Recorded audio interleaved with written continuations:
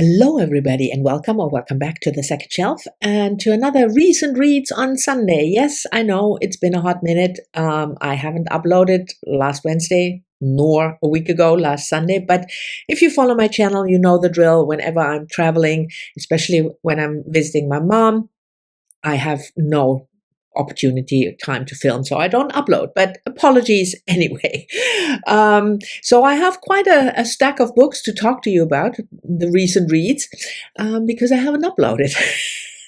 So anyway, first we talk about the books that I've finished, and the first one is a non-fiction book because it's non-fiction November, Bite of the Apple by Lenny Goodings, published in 2020, if I'm not mistaken, and some things never change. I can never remember the dates. Yes, 2020. This is a memoir, Lenny Goodings, about Lenny Goodings and her work at Virago Publisher.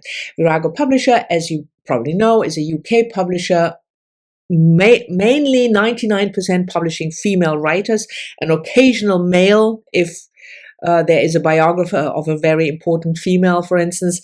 But they were founded in 1973, among other people, by Carmen Khalil, who unfortunately died just very recently, a couple of weeks ago. And Lenny Goodings joined Virago Press. She was born in Canada, but she moved to the UK, and she joined a couple of years after the company, the press, was founded. This is for people who love reading about books, love reading about authors, love reading about publishing, but also it gives a really good impression of the feminist agenda and also the societal context in the 1970s, which is not that long ago. I mean, for most of us, some of you weren't even born then, I know. But if you are interested in kind of a feminist history, that this also might be something for you. I definitely really enjoyed it. It was also on my list for the 1001 women, female authors I have to read before I die. So I will probably most certainly mention it when I wrap up the November reads for that project. The next book, also nonfiction. Oh, and this was, by the way, for the prompt record, because my interpretation of record was that you break barriers, and a feminist press was certainly breaking barriers in the publishing industry. The next was a book I finished, was a buddy read with Heidi from my reading life, and I read that also for nonfiction November for the prompt secret, because it has the word secret in the subtitle. As you can see, A Secret History of the Urban Age. So, Four Lost Cities by Annalee Newitz, also published in 2020. And this is about four cities, one in Turkey, then Angkor in Cambodia, then an indigenous city in what is now the US, and Pompeii. And the author explores how these cities came about, why people would all of a sudden, I mean, it took a while, but why they would abandon the nomadic lifestyle and settle down. And not only that, but also then settle down in a bigger society. So not only a village with 20 people who all know each other, but why would you all of a sudden decide that it's a good idea, to live with 20,000 other people? It was absolutely fascinating. A lot of the myths about cities and how they rise and fall were debunked in this book, because especially with the fall of a city, a collapse, most of the time it was not a collapse. I mean, Pompeii had a natural disaster, when Mount Vesuvius broke out. But a lot of the other cities just had a slow decline, and it's difficult to understand why, because you have no written record. But yeah, if you are at all interested in this type of nerdy exploration, I can highly recommend this book. I thought it was really, really interesting, well written, and the author did a good job of highlighting various aspects of urbanization and city life back in the day, so to speak. So those were the two books that I'm going to move to the other side that I want to talk to you about that I've finished.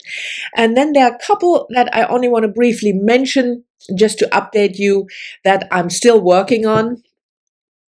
Yes, still working on Aurora Lee, the huge poem by Elizabeth Barrett Browning. Didn't make much progress. So yeah, go away. I'm also still buddy reading with Adam from Memento Mori and Kathleen from Kathleen Ann, our Murdoch in November, The Good Apprentice, one of her chunkier books later in her career, so in the 1980s, after she won the Booker for The Sea. And I'm definitely enjoying it, and I think the other two are enjoying it as well. The premise is the young man in his early 20s, Edward, plays a prank on his friend Mark, lacing Mark's sandwich with drugs. That's not a spoiler, it's the first 5 pages. So lacing the sandwich with drugs without Mark knowing. And when Mark first has a positive trip and then falls asleep, Edward goes away for an hour, and when he comes back, Mark had jumped out of the window and killed himself. That is the premise. And then Edward tries to deal with this and trying to find his father, whom he hasn't seen in ever, I would say, because his mother had an affair with a famous artist, but the famous artist was married, and so the mother married somebody else. It's your typical Murdoch setup with people who just can't help themselves getting themselves and other people into trouble. It's a bit bloated, as Adam said, and I agree, but it's still your typical satirical humor. The dialogue is just fantastic. We have a third to read. We will read this next week, and then we will finish, and I will wrap this up once we have it finished. And I didn't want to talk long about the books I'm still working on. Yeah, empty promises. Another buddy read with Courtney from Courtney Ferreter, whom we all want to come back to BookTube, please. We're reading Bharati Mukherjee's collection of short stories, The Middleman. This is also on my 1001 list. Very gritty stories. I'm not going to talk about it more, because I said I won't. We still have 3 stories to finish. It's a bit of a mixed bag for me, but that's most of the time with short stories. But again, we will wrap this up next week, and I will wrap it up for you then as well.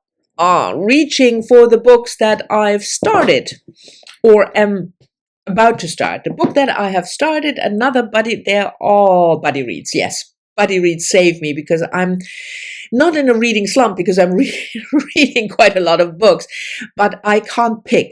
I pick something up, read a couple of pages, not my thing. So thankfully I have a lot of buddy reads, because that just keeps me going, and I just need to get over myself. Anyway, the buddy read with Sandy from Miss Reads a Lot is this, Kate Moore, The Woman They Could Not Silence.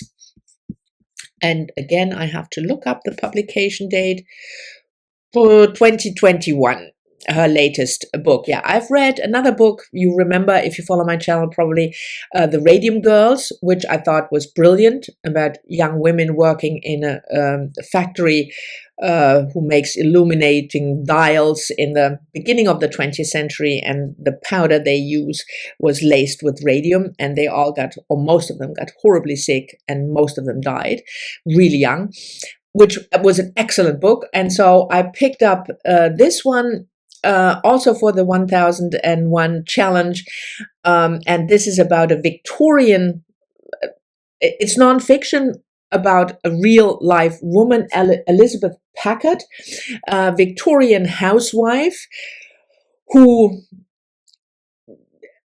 was committed, I don't want to spoil, but it's nonfiction, who was committed to an asylum for the mentally ill by her husband because she was just not behaving in the way a good Victorian housewife should behave. Because all of a sudden she had her own opinions.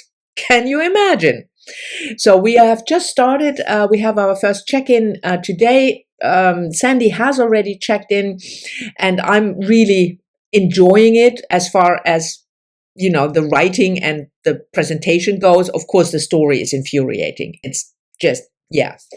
Well, and then I also started a nonfiction book. I'm reading this with Heidi from My Reading Life, a short little book, Gathering Moss by Robin Wall Kimmerer. This is the November pick for the Book Naturalist Book Club run by Heidi and Doris. You know all about that if you follow my channel. But because Robin Wall Kimmerer is an Indigenous author, this also qualifies if you're still looking for a book combining Nonfiction November and the Skoden Readathon, which is for Indigenous authors. This would be a pick. And it's what it says on the cover, A Natural and Cultural History of Mosses.